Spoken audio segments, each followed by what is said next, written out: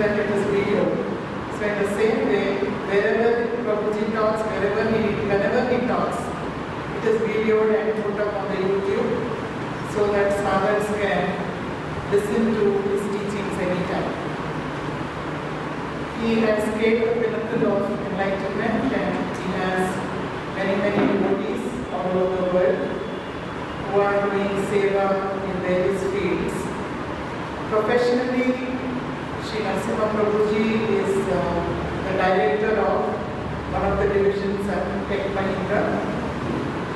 So he is a very busy person professionally, and at the same time he is also guiding many disciples on the path.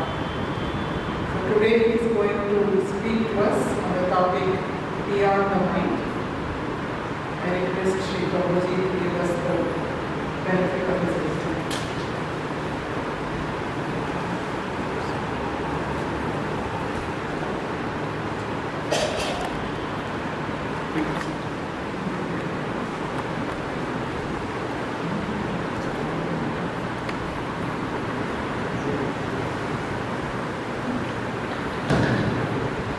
My pranams to all the divine lights of self, Atmajyothis.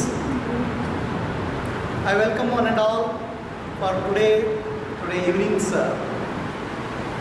session on Beyond the Mind. What is this beyond the mind? We know that above the mind. If I keep on talking for 1 hour, everything will go above the mind. This is called overhead transmission. This is what we used to school in the colleges. A lecturer keeps on talking for 1 hour, nothing goes into the mind, everything goes above the mind. It's called overhead transmission. You know, above mind, going above mind, you know. Going into the mind, you know. Right? The wife keeps on talking. The husband, as usual, with open eyes, is in a trance. Angry, suddenly goes into the mind. Right? Going above mind, going into the mind. And going below the mind, you know. What is going below the mind? Going below the conscious mind, getting into subconscious, getting into depression, is going below the mind, above the mind, into the mind, and below the mind. So below the mind, you know very well. I have heard during Rajiv Gandhi's time, he came to Nimhans. There are a lot of people walking around. Somebody came and asked him, "Who are you?" This man said, "Don't you know I am Rajiv Gandhi? Just stay here for 3 months, then you'll be all right." That person here is saying Mahatma Gandhi. So this is what we call as going below the mind. Mind may not operate properly. Above mind, not understanding anything. Into the mind, catching. Below the mind, getting into a state of faulty working of the mind. Then what is this beyond mind? Where is that beyond? That is the topic of the day. Now if you are under the impression that after listening to me about 45 minutes or 1 hour, if you understand you are going to understand what is going to be beyond the mind, then you are mistaken. What is beyond the mind? Mind can never understand. Sense organs, eyes, have a limitation. I can see only up to a distance. Ears have a limitation, right? Ears cannot hear something beyond certain distance, probably beyond certain frequency. All of our sense organs have a limitation. Mind is also a sense organ. It's why in earlier days they called Antakarana. Karana means instrument. It's an inner instrument. These are eyes, ears, tongue, touching, all these are called outer instruments. The mind is an inner instrument. Obviously, the outer instruments, ears, eyes, have a limitation. They cannot understand beyond certain thing. How do you think the mind, which is also an inner instrument, can understand something which is beyond mind? What is beyond mind, mind can never understand. Then what is the purpose of this talk? What do you gain from this talk? What is beyond mind? Is it possible? At least grasp. What is beyond mind? A state of no mind.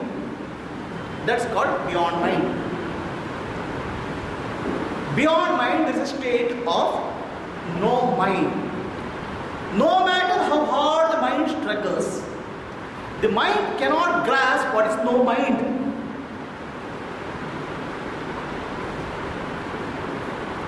The no mind state is called enlightenment. That is called mukti. That is called yoga. Whatever name you call it as. That is called mushi. That is called satori. That is called samadhi. If you are under the impression that by listening to my talk for 1 hour, you will understand what is beyond mind, then that understanding is wrong. There is no way you can understand what is beyond mind. Only thing I can do to you, only thing which I can do here is bring various aspects of what is beyond the mind. Tell you indirectly what is beyond the mind, but I cannot tell you what is beyond mind. Beyond mind, only you have to experience, and you can only experience beyond mind. No explanations will make you understand beyond mind. But explanation can help you go beyond the mind. So let us understand what is mind all about. What is mind? What do you think is mind?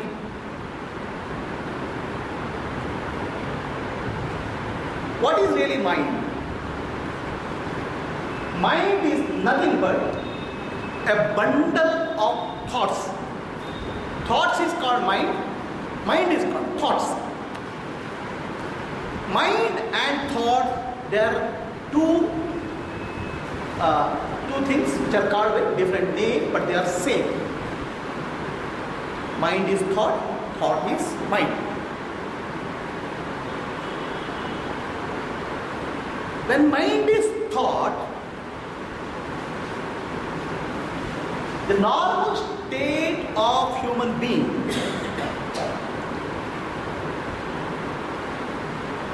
what is the nature of the mind? How many thoughts are there in the mind of a normal human being? According to Yoga Shastra, there are roughly about 60,000 thoughts which flow through the mind of a normal human being. 60,000. How did this magical number of 60,000 come? Did they count? The thoughts are associated with the breathing in and breathing out. If the breathing stops, there is no thought. In one breathing in and breathing out, they observe that about 3 thoughts arise. In a day, we breathe in, breathe out 21,600 times. Our ancestors had all the time to observe this and calculate and record. Okay. Nowadays, doctors don't have the time. They'll put a machine to your nose and see how many times you breathe in, breathe out. And they don't understand that breathing and thoughts are related. So there will be another psychiatrist will come. He won't understand the breathing pattern. So there will be a gap in understanding. These yogis understood that every breathe in, breathe out is associated with 3 thoughts. Because there are 21,600 thoughts per day, roughly about 60,000 thoughts are there for a normal human being. Unfortunately, this normal human being condition is called abnormal by yogis. Okay, this is normal by our standard, but abnormal by yogi standard. Why it's abnormal? You have heard this word called samsara. Samsara sagara. I have fallen into samsara sagara. I don't know what the hell is happening. I don't know. Oh God, save me from this samsara sagara. Give me mukti, liberation. Now, this samsara sagara, many people have different understanding of samsara sagara. So one day, one place I was conducting a lecture class. Prabhuji, all you say is perfectly alright. This is not for us. Why? I have samsara. What do you mean by samsara? I have wife and children. Arey Baba, is that samsara? It has nothing to do with samsara. The samsara is the amount of thoughts which flow into your conscious mind. Conscious mind is bombarded with the thoughts. That is samsara. Over a period of time, the spiritual teachings have got so corrupted, people associate samsara with the husband, samsara with the wife, samsara with the job, samsara with the sannyasa, something like that. They associate weird things. The reality is samsara is nothing but innumerable thoughts which are bombarding your mind. That is samsara sagara. There is no bigger ocean than that. Every thought will give rise to many other thoughts. Every thought will give rise to branches. Every thought will keep on generating more thoughts. It is samsara. That is what we call as normal state of a human being.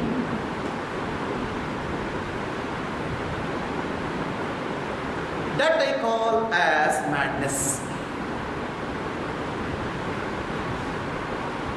Then why we have some specialized places, people who require a treatment. Everybody has 61,000 thoughts.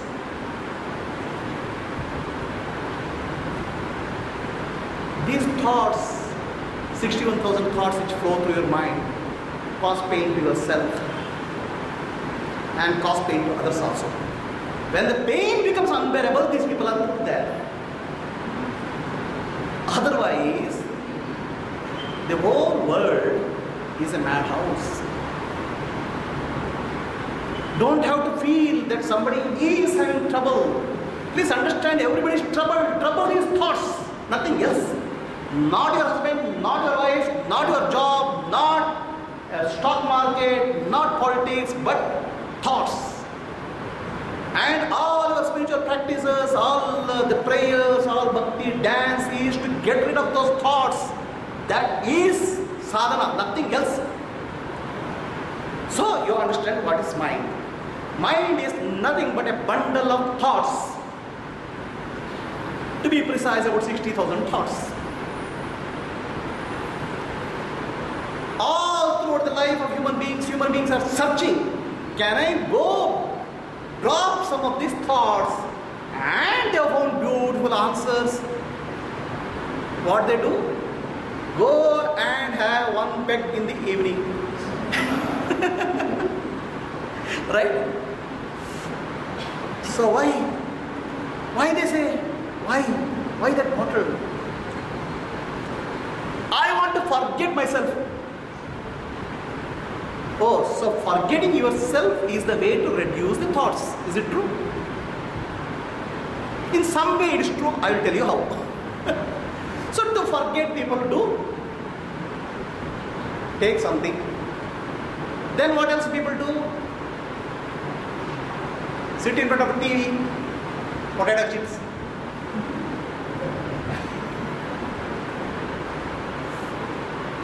What all people don't do to get rid of thoughts.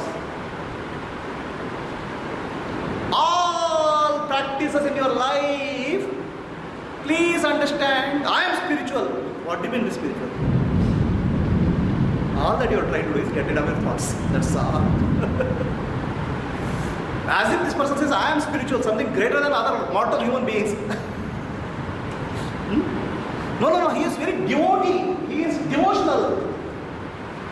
Why he is devotional is to reduce commotion here. Commotion which goes on here, you are becoming devotional. The problem is the continuous thought flow in the head, and that is what is called samsara. Nothing else is samsara. You have found some good moments in life when thoughts reduce. Then you feel happy. Then you feel blissful. What are the occasions like that? When you go to deep sleep,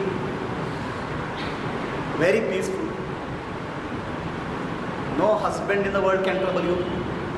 No wife in the world can trouble you, provided you are able to go to sleep. No boss can come and trouble you. No stock market. And definitely no God can come and trouble you. It's a state of peace, no thought. So we always know little bit amounts of no thought state, where there is a peace, bliss. We constantly hanker after that state where there are no thoughts. And I told you, there are people who become very spiritual to get that no thought state. And there are other people who become very spiritual to get that no thought state. Both are same. But unfortunately for all these people, nobody knows how to get it permanently. Get rid of that thoughts. And if you are able to solve that problem, that's called enlightenment.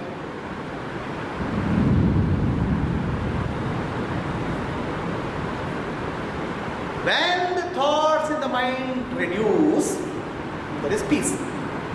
Please tell me why it's so? Why should it be so? Why should you get a peace when thoughts reduce in the mind? It's a natural state. It is like you have brought, earlier days you used to have a radio. I don't know how many of you have seen that wall radios. Right? You have to go and closely see, listen, because some signal is coming there. Another thing is goro, sound comes, noise comes. A lot of time it makes more noise than the sound. There is Vivid Bharati, Akashvani, Vivid Bharati, something will come and you go and listen to the very carefully. I have seen people holding on like this. More noise and less sound. Nowadays, the systems have become digital, more clear, less noise, more clarity is there. Right? Same thing happens to our nervous system also. Our nervous system, when you are in a deep sleep or deep meditation, there is less noise. Noise is nothing but coming as thoughts. When the noise is very less, the nervous system gets less strained. It gets very relaxed.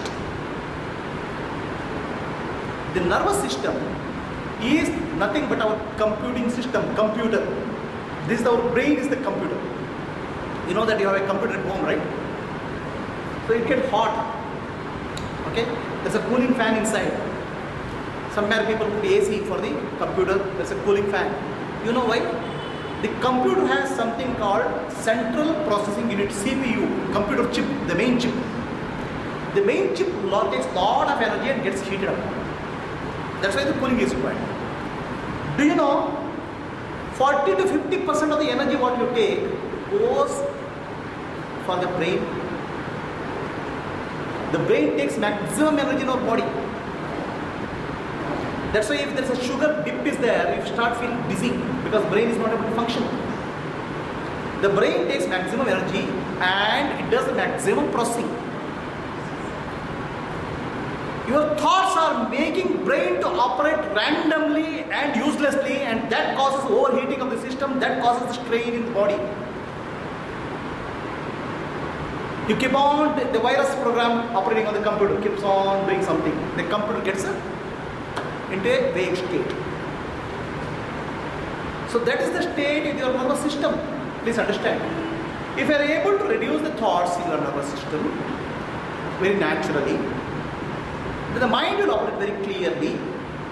The computer will become free from all the virus, and it will operate very precisely as it is required. Otherwise, it doesn't operate as it is required. The mind doesn't operate as it is required. One person goes to a psychiatrist.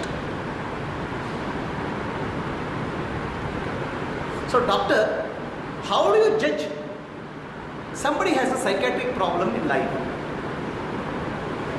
Right? How do you judge somebody has a psychiatric problem in life? Please tell me. The doctor says very, very simple. What is that simple? We have a bathtub. We fill up the bathtub, and the person who has come, we give him 3 things: 1 spoon, 1 glass, and 1 bucket, and ask him to empty that bathtub. Okay? Right? Then the patient says, "Wow, is that simple? I would have taken the bucket to empty the bathtub." Then doctor says, "I'm sorry, bed number 23 for you." Why? To empty the bathtub, all that you do is pull the plug. Our mind starts operating in very vague ways, please understand. And we think we are very smart, very intelligent, very smart. These smart people, they find out some roundabout ways, roundabout answers like this, and you think, wow, this how this smart is. The mind doesn't work straight. The mind works like this, like this, like this, and that we call as smartness. If the mind works straight like this, it's called enlightenment. Okay? So, the mind cannot work straight, because every time when the straight thought comes, the other thoughts will divert it like this. It becomes like this. We'll think, what if I have, what if this happens, if this happens, what happens? Have you heard of this Mullah Nasruddin story? The Mullah Nasruddin, the famous Mullah Nasruddin, got married 4th time. He has a 1-bedroom apartment, very small. He and his wife are sleeping on the same bed. The wife is worried a little bit. Such a poor house, such a poor fellow. She says, "Mullaji." Mullaji says, "Haji. What will happen if we get one more child? Where will the child sleep?" She wants to indirectly point out that there's a small house. You have to go for a bigger house. The wives, they have waves, they cannot directly attack the husband. They will go in an indirect spin, they'll do some googly and spins. And the poor husband, they don't understand these googlies. Okay? This fellow says, "What is big problem? You sleep there, I sleep here, child sleeps here." The wife understood that this fellow has not understood. "Mullaji, Aji, what will happen if the second child is born? What is the big problem? You sleep there, this first child sleeps here, second child sleeps here, I sleep here." "Mullaji, what happens if the third child is born?" You don't understand? This is very simple. You sleep there, first child sleeps here, second child sleeps here, third child sleeps here. Suddenly he falls on the bed. Okay? He has a fracture. Next day morning he is walking with a fractured leg. Everybody asks, "Mullaji, what happened?" "Oh, it's because of my third child." See, what happens? Our mind thinks in a very, very complex ways. Enlightenment means, please understand, a mind which thinks very straight goes to the point. Unenlightened state, mind goes in circles, finds some googlies and comes back. If you are under the impression that enlightened mind is no mind, we are very popularly told that enlightenment is no mind, that is true. No mind means no thoughts. In enlightened mind, there are no unnecessary thoughts. What is required, that particular thought will come. The work is done, finished. An enlightened mind has no unnecessary background thoughts. 60,000 thoughts will reduce. One thought which is required for job will come up. Job gets done, finished. Mind becomes silent. An enlightened mind means no mind or no thought mind 24 hours a day is true. But enlightened mind to work for any work, to do something, always he has to apply a thought, and that will be most appropriate. One simple thought which will come and action will be done and thoughts will be over. If you are under the impression that the enlightenment is no mind and zero thoughts, that's not true. Thoughts which are required will come, thoughts which are not required will sit. Is it clear? So, a normal state of the mind with 60,000 thoughts is called a mad mind.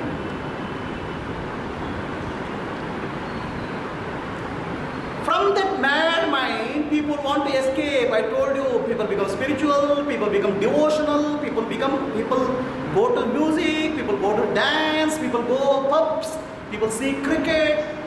Every circus on the earth they do, and sometimes they get married also. Somehow you want to get rid of the thoughts in the mind. But whatever attempt you do, please understand, it is putting ghee to the fire. Thoughts will feed more thoughts. Any action you do will increase the thoughts. The complexity of the thoughts will keep on increasing, it doesn't reduce. So some people are very intelligent. They understand from a more normal state of a mind, I have to go to a no mind state. Then what they do? To go to no mind state, I told you all this spirituality, spiritual, spirit and devotion and all. Then they start practicing yoga. What do you do in yoga? You do certain practices, right? Certain breathing practices, for example, let's say Kapalabhati pranayama, or let us say another pranayama is there. What is that? Vastrika. Then there is some other pranayama. Get different kind of pranayama exercise you do. Then what happens? Thoughts will reduce for a moment. For a moment there is a peace.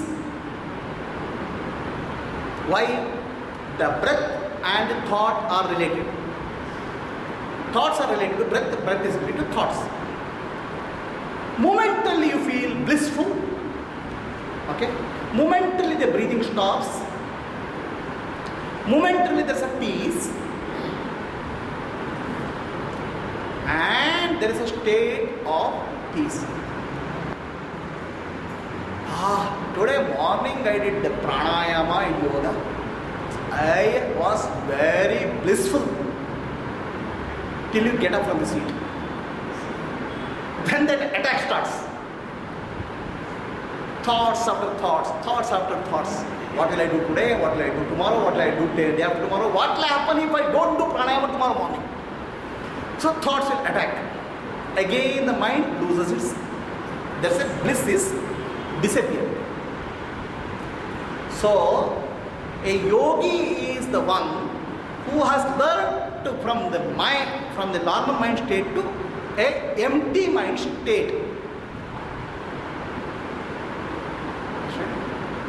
A mind which is full of thoughts, only 60,000 per day, is the mind of a diseased person. It's called roga, rogi. From that, a yogi is the one who knows how to empty those thoughts for 5 seconds, 10 seconds, maybe half an hour, through certain practices. From rogi, you have become yogi. But that's not the end of it. Because the moment you finish the yoga, again you have to enter into day-to-day life. Some people find a solution. let me run away from this place. I'll go to Himalayas. Very nice solution. And Himalayas become a big brand for enlightenment. If you have to be enlightened, at least you have to have one trip to Himalaya. Otherwise, there's no chance of enlightenment. It has come to that state.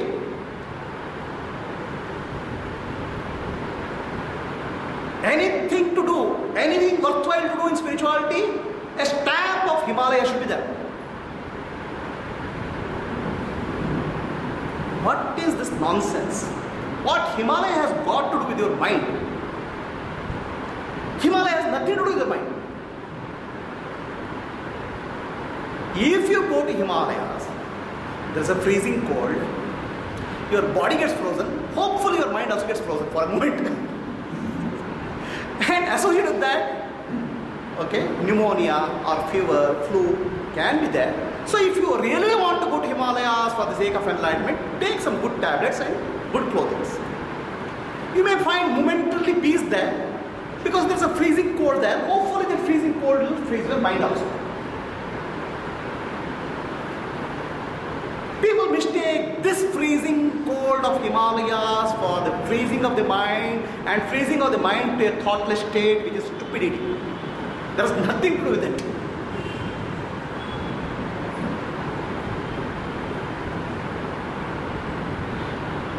If you go to Himalayas, you may find some peace there. Obviously. Why? There is cold there.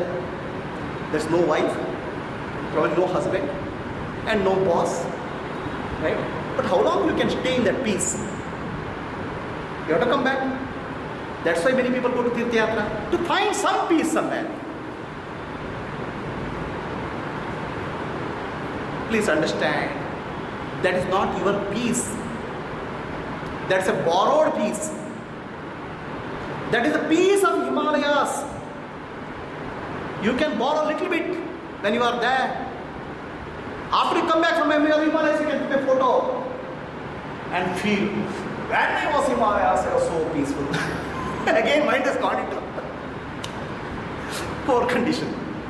Right? That's the peace of Himalayas. The peace of Himalayas is not what really is you have to seek. You have to find the peace of inner self. Somebody who has found the peace of inner self, what will happen? If he goes to Himalayas, Himalayas will become peaceful. It's the other way. You don't find peace from Himalayas. Himalayas will find peace from you. In the presence of a Gnani, in the presence of an enlightened one, people find peace. They don't have to go to Himalayas. The Gnani is one who has climbed the Himalayan heights within the consciousness. That metaphor is converted into physical Himalayas. It's not true. The peak of consciousness somebody has gone is called enlightenment, and that is called Gnani, and that is given metaphorically, told metaphorically as Himalayas. And people have converted this metaphorical truth into a physical truth and confused all the people. Because Himalaya has nothing to do with enlightenment, mukti.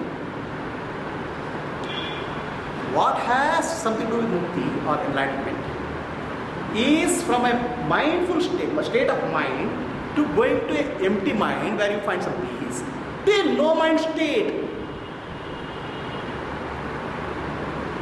A mind which is full of thoughts is crazy mind. A mind which is empty, right, is divine mind. The mind which is full of thoughts, right, is called devil's workshop. You have heard this terminology? Idle mind is devil's workshop. What is idle mind? Somebody doesn't have any job to do. He is sitting.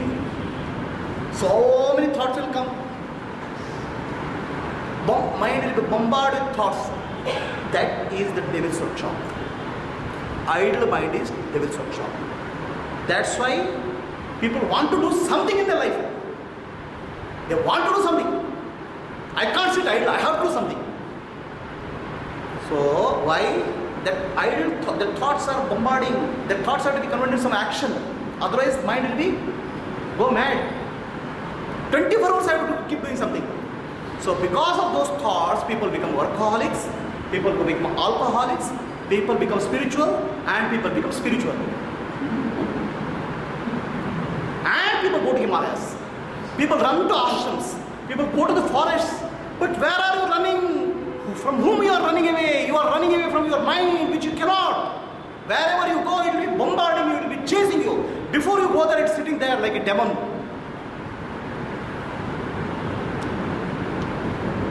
Idle mind is devil's workshop. Idle mind is rogi. From that, you become yogi. I do meditation. Yogi. Just find some peace. From rogi, you have become yogi. A mind which is empty for some time will be filled with positive thoughts, inspiring thoughts. That's why an empty mind is God's workshop. Idle mind is devil's workshop. Empty mind is God's workshop. So the people do some yogic practices, some pranayama, they become better beings. They become, the divine qualities develop in them. But is that end of it? The mind has still its nature. The mind's nature is not gone. Mind will come up. There was a Zen master.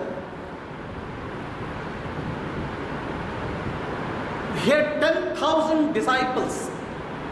Very big Zen monastery. Right? You know the word called Zen. Zen has come from the word called Dhyana in India. In India it was called Dhyana. It went to China, it became Chan. And from China it got exported to Japan. It becomes Zen. In India we always export good quality things to other countries and live with some poor quality things here. So we exported meditation, which is all over the world, and it became Zen. And we are living third class meditation, fourth class spirituality. We forgot the entire purpose of Zen, Dhyana. Dhyana is to attain a state of no mind. This master had 10,000 disciples. The master is becoming old and he wanted to hand over the charge to the most eligible disciple. So he makes an announcement.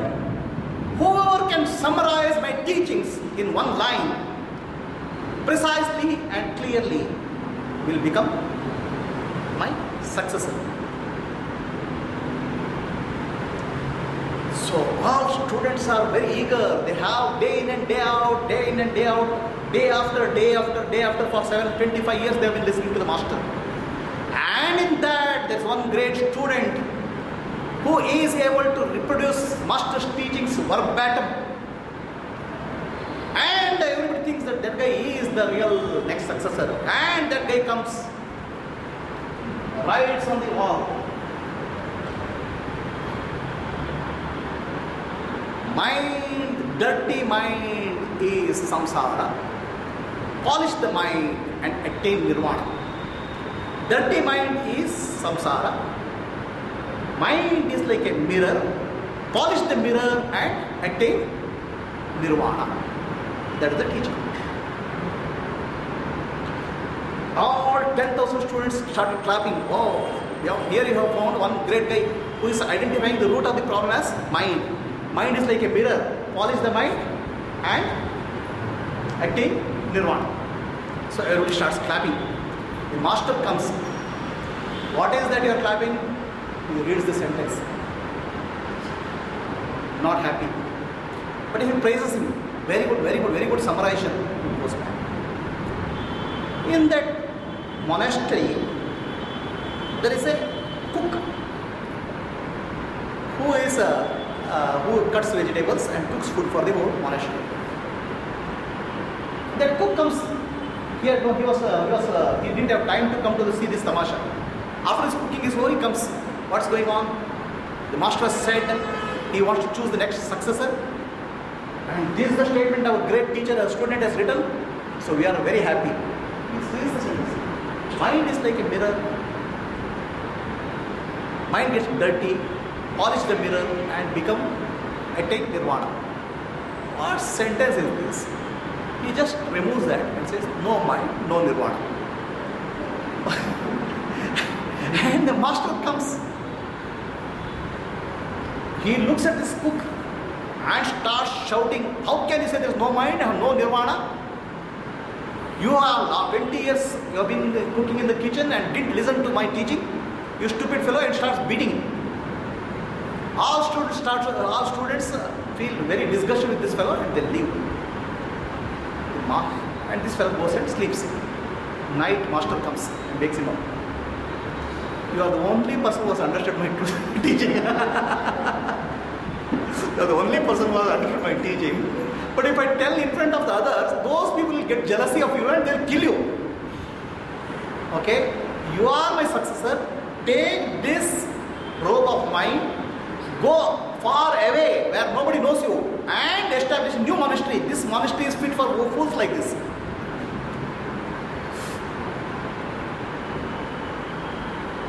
And this is the real story. That person goes and establishes a monastery very far away. It becomes a very famous self-monastery. Yoga is assuming that there is a mind and polishing that mind. That's yoga. You polish the mind, assuming that mind is there, mind is real. Okay? Again you are in a trap. The reality is the mind doesn't exist. Mind is a shadow. Mind is an illusion. If you realize that, that's got no mind. From idle mind, which is devil's workshop, to an empty mind, which is divine workshop. Of course, when you polish the mind through yoga, meditation practice, the mind will become divine. To a state of no mind, where you realize the falsehood of the mind, it's called no mind. That is called mukti. That is called liberation. That is actually the state of enlightenment. Now, how do you go from a state of normal mind, idle mind, to an empty mind, to a no mind? How do you do that? How do you do that? How do you go to a no mind? What should be done to go to a no mind state? Anything you to go to the no mind state is counterproductive, because mind is trying to work on itself. Whatever you do to attain a state of no mind is bound to be failure. Because who is working towards that is nothing but the mind.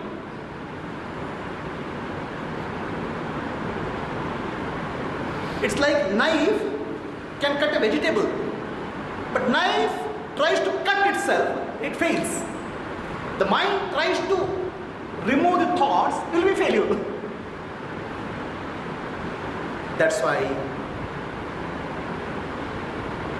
from a go to empty mind to no mind, the effort should not be there. This is actually called surrender. Sarvadharma parityajya mamekam sharanam vraja aham tam sarvapapebhyo moksheshyami ma.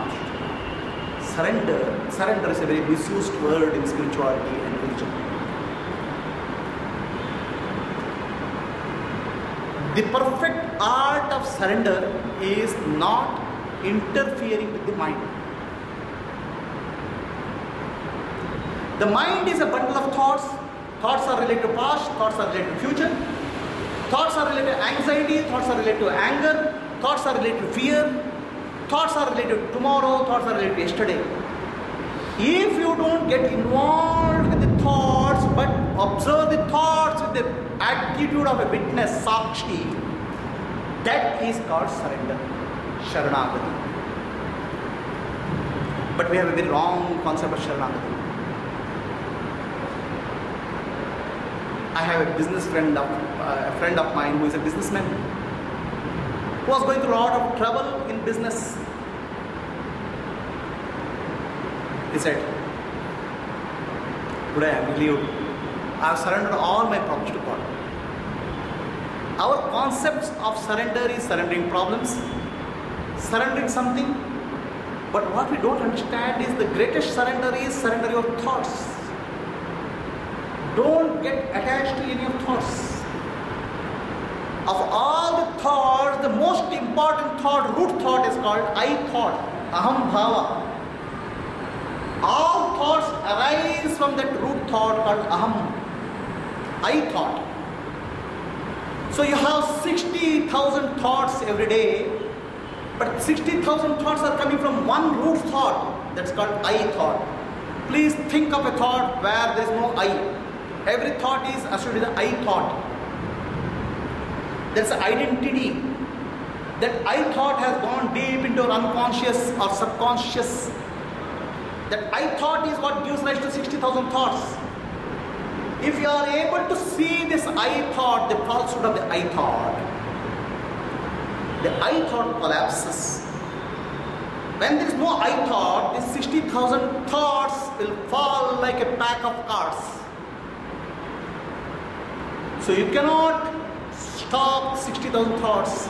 People have tried many things. Actually, I know yogis who do very, very severe type of pranayama to sit in a state of thoughtlessness. It's a failure. It won't work. People take drugs thinking that they will lead to thoughtlessness. No. Because you can only dull your conscious mind through drugs. There are yogis who will take their tongue back into the nostril and press certain aspects of the brain and able to enter into a state of samadhi. But what they cannot do is that subconscious, unconscious, hidden feeling that I am, identity, that cannot go. That can go only when you are aware of that I thought as it arises. Become aware of the thoughts, sit in a state of witness consciousness, Sakshi Bhava. Then what you see, that I thought is not solid, I thought is appearing and disappearing moment to moment. I thought is not a continuous thought. What you see as I thought is not solid entity. It is just appearing and disappearing moment to moment. What gives the feeling of solidity and continuity for the I thought is the memory. For example, at this moment you are listening to me. Then I am listening, thought arises. That I am thought arises. I am listening. But this I am listening immediately takes something out of the memory. Oh, I have listened to certain discourses. The discourses which you listened to earlier, with the current I, it creates a continuity of one I. This I is a fresh I. The moment I stop talking, the moment I stop listening, you stop listening, this I disappears. But what gives is this recorded memory which gives a state of continuity. If you are able to see this and realize, Nanembudu, Nanalla, Yedeha, Manabuddhi, Nanalla, Sachidanandatma, Shivananane, Shivoham, I am not the body, I am not the mind, I am not the intellect, I am pure consciousness, awareness. So this you start realizing. That is the purpose of witnessing your thoughts. As you witness the thoughts, the gap between the thoughts increases. As you witness the thoughts, there is actually what you call as the constant arising of I thought will become evident. You also become very clear that I is not a solid thought but it arises and falls. The solid I, or the I which is permanent, eternal I, is the witness, the Sakshi within you. Rest of things goes and comes, goes and comes, goes and comes. We live with the delusion that I thought which comes is real me.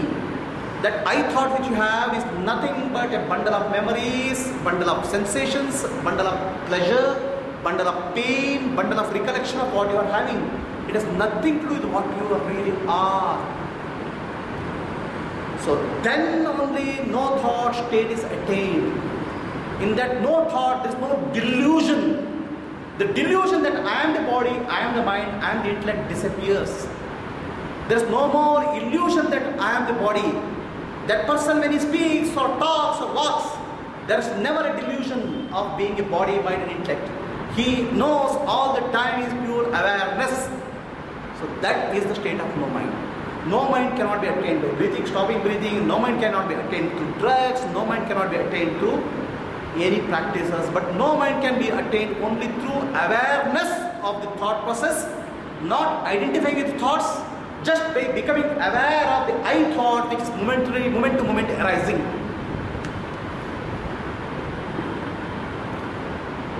How does such a person live? For interaction in the world, please understand, even the enlightened being has to have a thought. Okay? No mind doesn't mean that he becomes a stone. Only thing is the I thought disappears. Because that I thought disappears, he has a solid identity melts. There is no more solid identity. He is free flowing. He is free flowing all the time. Otherwise, we are not free flowing. We are frozen in time, frozen in memory. We are frozen somewhere. We have become statues. We have become stones. An enlightened person is free flowing. He has no identity of his own. For situation, moment to moment, he lives appropriately. Moment to moment, right thoughts will come and action will happen. It is not indirect thoughts, it is not something from memory. What is required for that moment? He lives moment to moment. And that is what called enlightenment or mukti. Enlightenment or mukti. Mukti means freedom from your identity. Dropping your identity, which is a function of memory. That is called the state of no mind. Please explain the difference. Difference from? No mind. Okay. What is the difference between the empty mind and no mind? Empty mind is arrived at through effort. That's the emptiness. For example, this let's say this is a bucket full of water. So I throw the bucket water out. The bucket becomes empty. But then again I can fill the water in that. Right? Similarly, through some practices of yoga, practice of meditation, you can make the mind empty momentary. But momentary. But then automatically gets filled again, because the root is not one. The root is the feeling of I, the self, identity. That's not one. Please understand, no mind means the person becomes stone. No mind means he becomes flowing. He is able to live moment to moment in a beautiful way.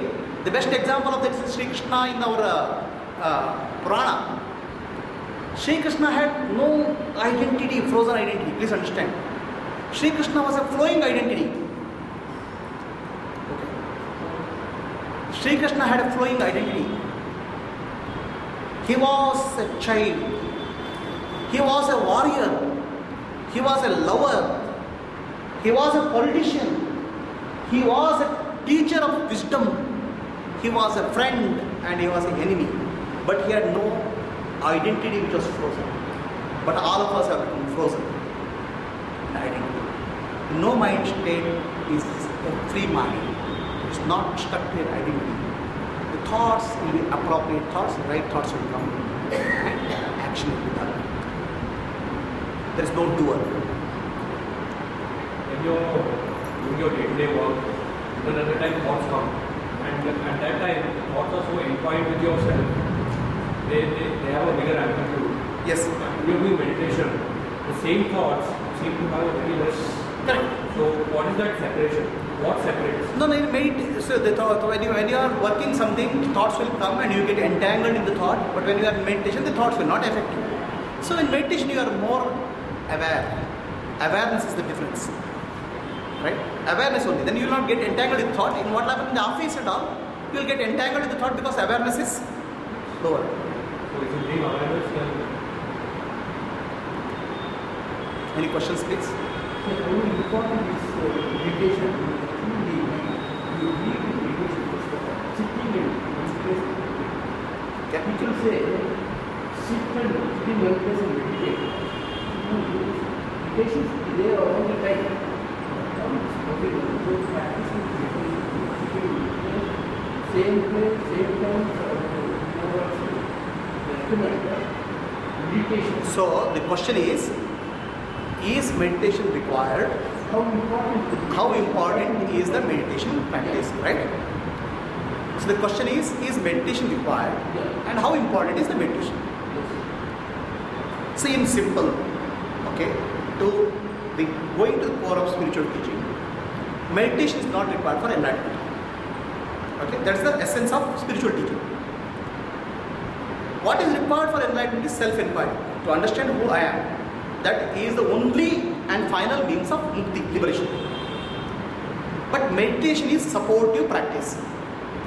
Why supportive practice is because most of the people, now as we said, their minds are bombarded with thoughts.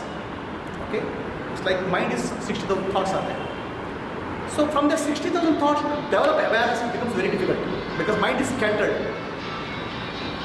So meditation, sitting at one place and doing it, reduces the number of thoughts to a few thoughts. So you are getting a mastery over the mind to some extent, which you don't have. The moment you are outside, your mind is scattered. So now you are finding a place where you are able to reduce the number of thoughts and see the effect. You see the peace and bliss. So it is a practice. Okay, it's a practice to make the mind calmer and become more aware. But is that what is the basic requirement for enlightenment? No. What is required for enlightenment is to see through this thought called I thought. But this helps because otherwise your mind is scattered. So meditation is prescribed as a practice, as a supportive practice for mukti. Meditation is the end. It's not the end. It is only a means. Meditation, the end is self-inquiry. But not salvation. What is salvation? Mukti, something like that. There are meditation. Because salvation, the word salvation and mukti are not same. They are different. Salvation is the word which is typically used in Semitic religions. Okay? Salvation, that's what my understanding is. Salvation is typically used in a Semitic religion. It has nothing to do with mukti. There what is said is that souls after death they are going to a state of dark kama. That's why the bodies are buried. One day on the day of judgment, the Lord will come and pick up those souls and put them into heaven. That's called salvation. That's my understanding of salvation. Salvation should not be confused with mukti. Mukti is when you are alive, when the mind is active, you can become free from the mind. That's called mukti. Okay? So meditation is required for making the mind peaceful, free. It is required. But finally, what gives the liberation is the self-inquiry, understanding what I am not and what I am.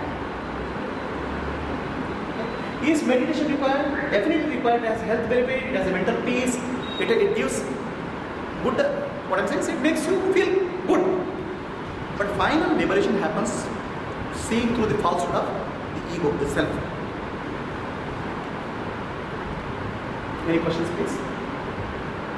The aim of meditation is not attaining something. Sorry? The aim of meditation is not attaining something. See, this is actually, the aim of meditation is attaining samadhi is the question. Okay, there are, actually this is a topic for, I talked here on higher states of consciousness, I talked on that long back. The samadhi or higher state of consciousness is when the mind has become one with the subject or object. So there are various states of samadhi. This comes from Yoga Sutra. Yama, Niyama, Asana, Pranayama, Pratyahara, Dharana, Dhyana, Samadhi. Dhyana is one step towards the samadhi or absorption of the mind. Samadhi is absorption of the mind. Absorption of the mind is not mukti. Freedom from the mind is mukti. Okay, samadhi will only tell you up to the stage where the mind is absorbed. But mukti is beyond that. Liberation is beyond that. When the mind becomes no mind. Absorption of mind is good because mind becomes thought free. It gets absorbed in the subject.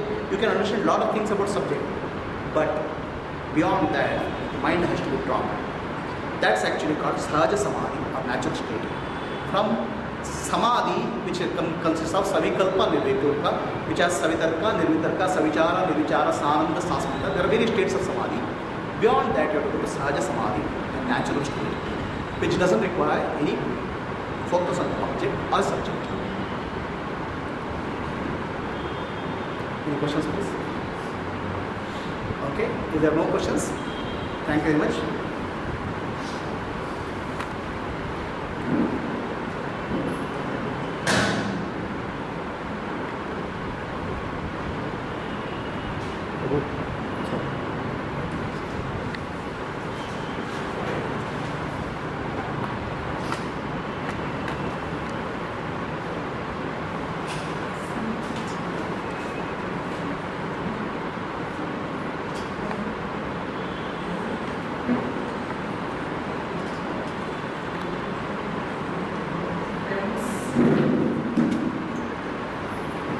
We have had a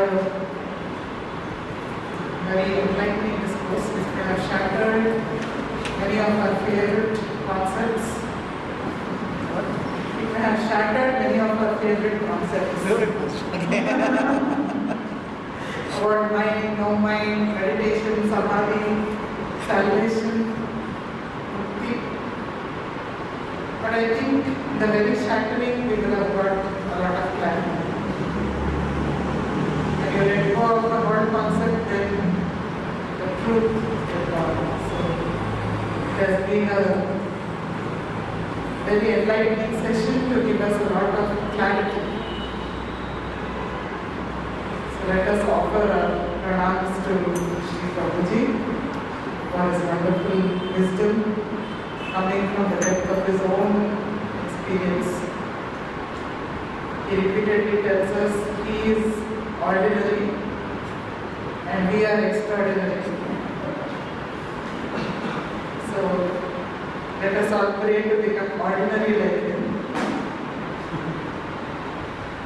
Let us also give him our Pushpa Pushti.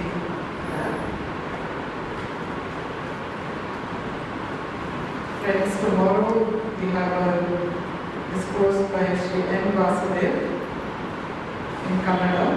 The topic is Santoshada Ordinary. He is an IT professional, a life skills trainer, and he is also one of the coordinators of meditation and study circle. And he is my husband. So all of you are most welcome to come and attend this session tomorrow. Next week we have, that is the 9th, next Monday, Sri Azim, who is the founder of the Life Crafter. We have had him several times here before. So he will be speaking on Sakshi Bhava, the master key. So you are most welcome to that also. The new program copies for June and July are available there. Please do collect them if you have not taken them already. You can take some extra and distribute it to interested friends, neighbors, because this is going on absolutely free of cost every Monday in English and every Tuesday in Kannada. And it would be wonderful if as many souls as possible be present here in this satsang. Friends, Sri Narasimha Prabhuji also has his own satsangs at Ananda. Most of us are familiar with Ananda and Gandhi Bazaar, above Bata showroom, opposite Padiyar Ananda. So every Thursday from 6:30 to 7:30, he has continuous sessions there. So all of you are also most welcome to attend this sessions at Ananda. Yes, on Saturday at Rajajeshwari Nagar in his residence. He is dealing with Brahma Sutra in his residence at Rajajeshwari Nagar. Every Saturday he will be from 5 to 7. So he is welcoming all of you to, all of us to be present there also. So friends, let us all beings in all planes of existence. Let us chant Om once and Loka Saraswati Namo 3 times.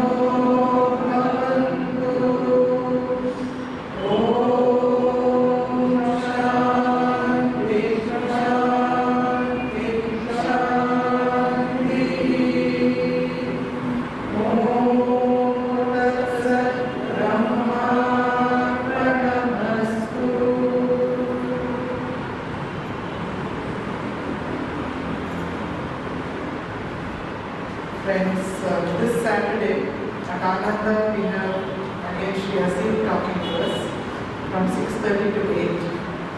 So all of you are most welcome this Saturday also. Thank you for your wonderful divine presence. Let us meet again tomorrow.